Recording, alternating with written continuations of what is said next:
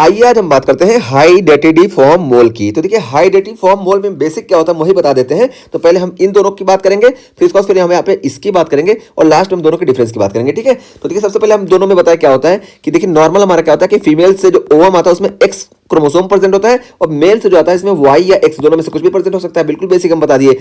अब ये जब फर्टिलाइज होता है तो ये एक्स एक्स कंडीशन बनती है या एक्स वाई कंडीशन बनती है, नॉर्मल ऐसा होता है। लेकिन यहाँ मोलर प्रेगनेंसी में क्या होता है कि दो टाइप है और दो टाइप में हम बताते हैं। तो देखिए कंप्लीट मोल में क्या हुआ कि जो ओवम आया ना, ये ओवम में इसका न्यूक्लियस एब्सेंट होता है, यानी इसका न्यूक्लियस एब्सेंट है, यानी यहाँ पे जो एक्स क्रोमोसोम प्रेजेंट होना था ये नहीं प्रेजेंट हुआ।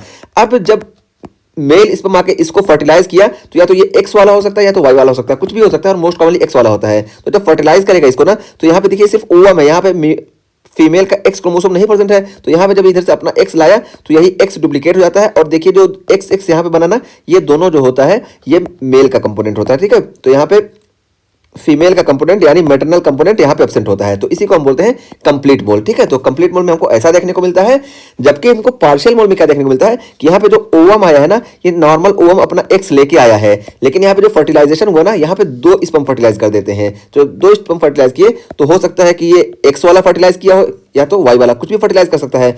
तो इस पार्शियल मोल में क्या होता है कि पार्शियल मोल में दो स्पर्म फर्टिलाइज करते हैं। तो देखिए हम यहाँ पे लिख दिए कि कंप्लीट मोल में एम्प्टी ओवम होता है और ये फर्टिलाइज बाय सिंगल स्पर्म, और जबकि पार्शियल मोल में क्या होता है कि नॉर्मल ओवम होता है और ये फर्टिलाइज बाय टू स्पर्म। तो देखिए हम यहाँ पे बता दिए कि कंप्लीट में ये बिल्कुल कंप्लीटली एब्सेंट होगा मैटरनल कंपोनेंट यानी एक्स क्रोमोसोम, और पार्शियल मोल में मैटरनल कंपोनेंट प्रेजेंट होगा, लेकिन यहाँ पे पैटर्नल कंपोनेंट जो होगा ये ज्यादा होगा, यानी दो स्पर्म से ये फर्टिलाइज होगा। तो ये हम बता दिए बेसिक चीज। अब देखिए यहाँ पे यही बताया गया कि मोस्ट कॉमनली इनयूक्लिएटेड एग, तो यहाँ पे मोस्ट कॉमनली इनयूक्लिएटेड एग देखने को मिलता है, यानी यहाँ पे ओवम जो होगा एम्प्टी होगा और सिंगल स्पर्म इसको जो होता है ये फर्टिलाइज करता है, और फिर ये जो सिंगल स्पर्म इसको फर्टिलाइज किया ये सब्सिक्वेंटली डुप्लीकेट पैटर्नल डीएनए। तो ये जो सिंगल स्पर्म आया था ये इस अपना डीएनए जो है डुप्लीकेट कर लेगा, इस वजह से हमको एक्स एक्स की कंडीशन देखने को मिल जाती है। ठीक है, और जबकि यहाँ पे देखिए कि सिंगल एग होगा बिल्कुल नॉर्मल, यहाँ पे टू स्पर्म इसको फर्टिलाइज कर देंगे। तो ये चीज हो गई कंपोनेंट में। अब हम कैरियोटाइपिंग की बात करें तो देखिए इसमें हम बताए ना कि ये ई न्यूक्लिएटेड रहता है और यहाँ पे एक्स आता है और मोस्टली यही डुप्लीकेट होता है, तो इस वजह से हमको मोस्ट कॉमनली एक्स एक्स देखने को मिलता है। ठीक है, और कभी कभी क्या होता है कि रेयर कंडीशन में एक्स वाई वाली कंडीशन भी देखने को मिलती है, यानी दो स्पर्म से फर्टिलाइजेशन देखने को मिलता है और यहाँ पे एक्स कुछ नहीं है तो यहाँ पे एक्स वाली कंडीशन देखने को मिल सकती है, लेकिन ये बहुत रेयर होता है। मोस्ट कॉमनली हमको ये एक्स एक्स वाली कंडीशन देखने को मिलती है। और जबकि पार्शियल मोल में देखिए तो पार्शियल मोल में देखिए दो इधर से आए और एक इधर से, यानी यहाँ पे देखिए हमको 69 क्रोमोसोम देखने को मिलेगा, क्योंकि 23 जो है मैटरनल से आया और 23 जो है ये एक स्पर्म से मिला और दूसरा 23 ये हमको दूसरे स्पर्म से मिल गया। तो देखिए ये तीनों जोड़ के 69 यहाँ पे क्रोमोसोमल नंबर हो जाता है। ठीक है, तो यहाँ पे देखिए 69 मिलेगा। जबकि यहाँ पे देखिए कंप्लीट मोल में यहाँ पे मैटरनल से कुछ नहीं है, जीरो हुआ, लेकिन पैटर्नल से जो आया 23 यही 23 डबल हो जाता है और इसमें कंप्लीट मोल में हमको सिर्फ 46 ही देखने को मिलता है। तो ये चीज हुई। और यहाँ पे देखिए जो है फीमेल से एक्स आया तो मेल से एक्स वाई दोनों आ सकता है, तो अगर मेल से दोनों एक्स आ रहा है तो एक्स एक्स हो जाएगा और मेल से एक्स वाई आ रहा है तो हमको एक्स एक्स वाई देखने को मिलेगा, और मेल से अगर दोनों वाई आ रहा है तो एक्स वाई वाई ये हमको देखने को मिलेगा। ये हो गया कैरियोटाइपिंग। ठीक, तो कंपोनेंट और कैरियोटाइपिंग की बात कर लिए, तो अब हिस्टोलॉजी और इसकी बात अभी आगे करते हैं। पहले हम यहाँ पे कॉमन चीज देख लेते हैं। तो देखिए हमको यहाँ पे देखने को क्या मिलेगा कि cystic swelling of chronic villi and proliferation of chorionic epithelium only trophoblast. तो यहाँ पे देखिए हम जब नॉर्मल प्लेसेंटा की डेवलपमेंट की बात किए थे तो यहाँ पे हम बताए थे कि ये जो होती है ट्रोफोब्लास्ट से साइटोट्रोफोब्लास्ट और सिंसिशियोट्रोफोब्लास्ट जो बनता है, इसी से विलाई का फॉर्मेशन होता है और यही प्लेसेंटा का फॉर्मेशन करते हैं। ठीक है, तो यहाँ पे भी ऐसा ही होता है, लेकिन यहाँ पे ना ये कोरियोनिक विलाई की सिर्फ स्वेलिंग देखने को मिलेगी और प्रोलिफरेशन जो देखने को मिलेगा ना ये कोरियोनिक एपिथेलियम में, ये सिर्फ ट्रोफोब्लास्ट का देखने को मिलता है। तो ये ट्रोफोब्लास्ट का ही हमको प्रोलिफरेशन देखने को मिलेगा, और ये एम्ब्रियोनिक टिश्यू जो है ना इसका हमको प्रोलिफरेशन नहीं देखने को मिलेगा। क्यों? क्योंकि एम्ब्रियोनिक टिश्यू ये जो है बिल्कुल अच्छा ही नहीं, या तो यहाँ पे एक्स अगर एब्सेंट है, कंप्लीट की बात करें तो एक्स एब्सेंट था, इस वजह से यहाँ पे बिल्कुल डिफेक्टिव है। और अगर हम पार्शियल की बात करें तो यहाँ पे देखिए मैटरनल कंपोनेंट तो है, लेकिन पैटर्नल कंपोनेंट यहाँ पे इतना आ गया कि पूरा डिफेक्टिव हो गया। इस वजह से यहाँ पे सिर्फ हमको ट्रोफोब्लास्टिक टिश्यू का हमको प्रोलिफरेशन देखने को मिलता है। ठीक है, तो यही यहाँ बताया गया कि swelling of chorionic villi and proliferation of chorionic epithelium. तो कोरियोनिक एपिथेलियम का हमको प्रोलिफरेशन देखने को मिलेगा सिर्फ ट्रोफोब्लास्ट का। तो ट्रोफोब्लास्ट में साइटोट्रोफोब्लास्ट और सिंसिशियोट्रोफोब्लास्ट का प्रोलिफरेशन देखने को मिलेगा। तो ये चीज हो गई। अब देखिए यहाँ पे हमको प्रेजेंटेशन क्या देखने को मिलेगा, तो हम बताएं क्या यहाँ पे जब ये ट्रोफोब्लास्ट का प्रोलिफरेशन देखने को मिल रहा है तो ट्रोफोब्लास्ट में साइटोट्रोफोब्लास्ट और सिंसिशियोट्रोफोब्लास्ट ये HCG का फॉर्मेशन करते हैं। तो सिंसिशियो ट्रोफोब्लास्ट जब HCG का फॉर्मेशन करते हैं तो HCG यहाँ पे बहुत ज़्यादा देखने को मिलेगा, और जब HCG ज़्यादा देखने को मिलेगा तो HCG वाले सिम्टम हमको देखने को मिलेंगे, HCG जो कॉज करता है। तो यही देखिए यहाँ पे बताया गया कि प्रेजेंट विद वेजाइनल ब्लीडिंग, तो यहाँ पे हमको वेजाइनल ब्लीडिंग देखने को मिलेगी क्योंकि नॉर्मल प्रेगनेंसी नहीं है, इस वजह से वेजाइनल ब्लीडिंग देखने को मिली। यहाँ पे एमेसिस देखने को मिलेगा क्योंकि यहाँ पे HCG जो है ये ज़्यादा हो जाएगा, इस वजह से एमेसिस देखने को मिलेगी। और uterine enlargement more than expected, ठीक है, तो यूट्राइन का इनलार्जमेंट हमको जितनी जरूरत है उससे ज़्यादा देखने को मिलेगा क्योंकि यहाँ पे सिर्फ ये ट्रोफोब्लास्ट का ग्रोथ देखने को मिल रहा है। और पेल्विक प्रेशर या पेल्विक पेन देखने को मिलेगा क्योंकि यहाँ सिर्फ ट्रोफोब्लास्ट का ही ग्रोथ हो रहा है। ये सारी चीजें हैं। और देखिए एसोसिएटेड विद HCG मीडिएटेड सर्कुलेंस, हम शुरू में बता क्या है कि HCG मीडिएटेड सर्कुलेंस हमको यहाँ पे देखने को मिलेंगे।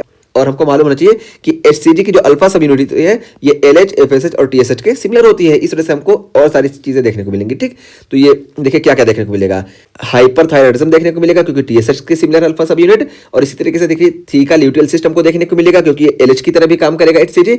और देखिए हाइपर एमेसिस ग्रेविडम हमको देखने को मिलेगा क्योंकि यहाँ पे HCG खुद काम कर रही है। ठीक है, ये हुआ। और इसके साथ साथ हमको अर्ली प्रीक्लेम्सिया देखने को मिलेगा। ठीक है, नॉर्मली प्रीक्लेम्सिया जो होता है वो 20 वीक ऑफ गेस्टेशन के बाद देखने को मिलता है, लेकिन यहाँ पे हाइड्रेटिव फॉर्म मोल में 20 वीक से पहले ही हमको प्रीक्लेम्सिया देखने को मिलेगा। तो ये सारे इसके प्रेजेंटेशन हो गए। अब प्रेजेंटेशन के बाद हम ट्रीटमेंट की बात सबसे लास्ट में करेंगे। तो आइए अब हम बात करते हैं इसके हिस्टोलॉजी की। तो देखिए हिस्टोलॉजी में हम एक चीज शुरू में बता दें कि देखिए बिल्कुल बेसिक चीज है, समझने के लिए बता रहे हैं। देखिए नॉर्मल मेरा जो एक्सपीरियंस रहा है कि अगर कोई किसी पोस्ट में होता है ना, मान लो हमारे कॉलेज का ही प्रिंसिपल है, ये मेरा पर्सनल एक्सपीरियंस है कि हमारे कॉलेज के प्रिंसिपल है, और अगर ये प्रिंसिपल ये अनमैरिड है, ठीक है, तो अनमैरिड होते हैं तो इसमें एग्रेसिवनेस ज्यादा होती है। अनमैरिड यानी इनके लाइफ में कोई फीमेल नहीं है, ठीक है, इनका कोई पार्टनर नहीं है, तो ये ज्यादा एग्रेसिव होते हैं। लेकिन अगर ये प्रिंसिपल हम देखें दूसरे कॉलेज में, मेरा एक्सपीरियंस रहा है कि इनके साथ जो है इनकी वाइफ भी थी, ठीक है, तो मेल और फीमेल दोनों थे। तो यहाँ पे जो ये मेल में यानी जो प्रिंसिपल सर हमारे हैं, इसमें जो एग्रेसिवनेस था इनकी वाइफ जो होती है ये कंट्रोल की रहती है। ठीक है, तो ये अगर मेल के साथ फीमेल भी प्रेजेंट है ना, तो यहाँ पे ज्यादा एग्रेसिवनेस हमको नहीं देखने को मिलती है। लेकिन अगर सिर्फ मेल है ना, तो ये लोगों के दुख दर्द को नहीं समझते हैं और ये बहुत ज्यादा एग्रेसिव होते हैं। तो यही चीज हम यहाँ पे अप्लाई करेंगे और इससे हमारे लिए समझना बहुत आसान होगा।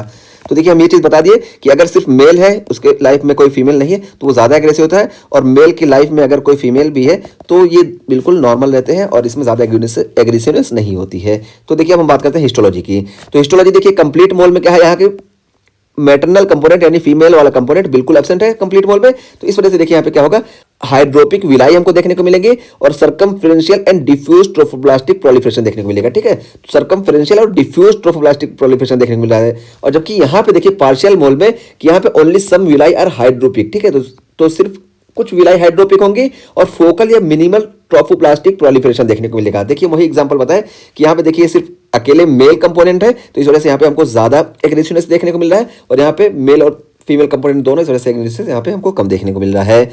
और उसके बाद यहाँ पे देखिए हम फीटल पार्ट की बात करें तो फीटल पार्ट देखिए यहाँ पे एब्सेंट है क्योंकि यहाँ पे एक्स वाला हिस्सा ही नहीं आया फीमेल से, तो इस वजह से फीटल पार्ट यहाँ एब्सेंट होगा, जबकि यहाँ पे फीटल पार्ट प्रेजेंट होंगे। ठीक है, तो पार्शियल मोल में हमको फीटल पार्ट प्रेजेंट देखने को मिलेगा। और हम यूट्राइन साइज की बात करें तो देखिए यहाँ पे सिर्फ मेल कंपोनेंट है, इस वजह से यूट्राइन की साइज यहाँ पे इंक्रीज होगी, जबकि पार्शियल मोल में देखिए यहाँ पे मेल फीमेल दोनों है, इस वजह से दोनों कंट्रोल रहेंगे, इस वजह से यहाँ पे कोई इंक्रीजमेंट वगैरह नहीं देखने को मिलेगा। और HCG की बात करें तो यहाँ पे देखिए यही सिर्फ मेल कंपोनेंट है, यहाँ पे इसके साथ इनकी फीमेल वगैरह नहीं है, इस वजह से HCG देखिए इसमें बहुत ज्यादा है। ठीक है, ये ज्यादा एग्रेसिव है और इसमें भी HCG इंक्रीज होगा लेकिन कम इंक्रीज होगा। और उसके बाद फिर यहाँ पे देखिए इमेजिंग की हम बात करें, इमेजिंग में हमको क्या देखने को मिलेगा, तो हनीकम यूट्रस और क्लस्टर ऑफ ग्रेप्स हमको देखने को मिलेंगे। ये देखिए हनीकम यूट्रस या क्लस्टर ऑफ ग्रेप्स हमको ये देखने को मिलते हैं अल्ट्रासाउंड में। ये हमारी फाइंडिंग हो गई कंप्लीट मोल की। और जबकि पार्शियल मोल में क्या है कि फीटल पार्ट देखने को मिलेंगे। ठीक है, तो फीटल पार्ट यहाँ पे प्रेजेंट होंगे, तो इस वजह से फीटल पार्ट पार्शियल मोल में देखने को मिलेंगे। और रिस्क ऑफ इन्वेसिव मोल, तो यहाँ पे देखिए 15 से 20% जो है इन्वेसिव मोल का रिस्क इसमें होता है, जबकि इसमें 5% से कम ही होता है। तो देखिए ये ज्यादा एग्रेसिव है।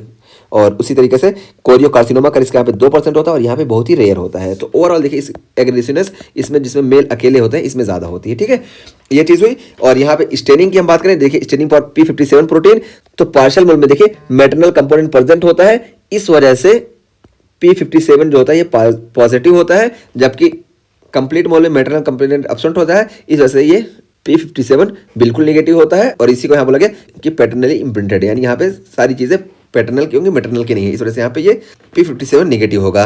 और देखिए ये हम तो बता दिए एग्रेसिव के हिसाब से कैसे याद रखेंगे। देखिए यहाँ पे एक और चीज बता दिया गया कि फीटल पार्ट पार्शियल में पार्ट होंगे। ठीक है, पार्शियल में पार्ट होंगे और P57 ये हमको पार्शियल मोल में पॉजिटिव देखने को मिलेगा। तो देखिए P से हम इसको याद रखेंगे ये चीज़। और जो दूसरी चीज़ हम पता है कि किसमें HCG ज़्यादा होगा, तो जिसमें एग्रेसिवनेस ज़्यादा होगी, एग्रेसिवनेस किसमें ज़्यादा, जिसमें मेल अकेले होंगे। ये सारी चीज़ें हम यहाँ बता दी और यही हमारा पूरा हाई डेटिव फॉर्म मोल का टॉपिक कंप्लीट हुआ। और यहाँ पे देखिए हम ट्रीटमेंट की बात कर लेते हैं। तो ट्रीटमेंट में डायलेशन एंड क्यूरेटाज करते हैं और यहाँ पे साथ साथ हम मेथोट्रेक्सेट दे सकते हैं और मॉनिटर HCG, ये सब हम कर सकते हैं। तो इसको थोड़ा सा और हम डिटेल में बता दें कि देखिए जब हाई डेटिव फॉर्म मोल होता है तो हम यहाँ पे क्या करते हैं कि सक्शन इवैक्यूएशन करते हैं और उसके बाद फिर हम शार्प क्यूरेटाज करते हैं, ठीक है। और फिर उसके बाद हम हिस्टोपैथोलॉजिकल एग्जामिनेशन करते हैं, ये हमारा ट्रीटमेंट होता है। और उसके बाद फिर देखिए एक और क्या होता है कि अगर हमको हाई डेटिव फॉर्म मोल देखने को मिल रहा है और पेशेंट की एज 40 ईयर से ज्यादा है और फैमिली कंप्लीट हो गई ना, तो यहाँ पे हम टोटल एब्डोमिनल हिस्टेक्टोमी कर देते हैं। और ये देखिए दोनों चीज करने के बाद ना हम यहाँ पे बीटा HCG का लेवल चेक करते हैं। और बीटा HCG का लेवल तब तक हम चेक करते हैं जब तक लगातार 3 बार नॉर्मल या अनडिटेक्टेबल ना आ जाए, ठीक है, ताकि हमको ये कंफर्म हो जाए कि कहीं और कुछ परेशानी तो नहीं है। और जब ये 3 बार नॉर्मल आ जाता है उसके बाद भी हम इसको मंथली इसका फॉलोअप करते हैं, लगभग 6 महीने तक हम चेक करते रहते हैं बीटा HCG का लेवल। तो ये हेरिडिटी फॉर्म मोल के हम ट्रीटमेंट की बात कर लिए। और उसका फिर हम बताएं कि इसमें जो होता है प्रेगनेंसी होती है, कॉन्ट्राइंडिकेटेड होती है और इसमें OCP को प्रीफर करते हैं। तो इस तरीके से हमारा ये पूरा हेरिडिटी फॉर्म मोल का टॉपिक कंप्लीट हो गया। यहाँ पे हम पूरा डिटेल में बता दिए, हर चीज़ कंप्लीट मोल और पार्शियल मोल के बीच में डिफरेंस बता दिए और कैसे याद रखना ये भी बता दिए और क्या क्या सिम्टम प्रेजेंट होते हैं ये सब हम पूरा कंप्लीट कर दिए।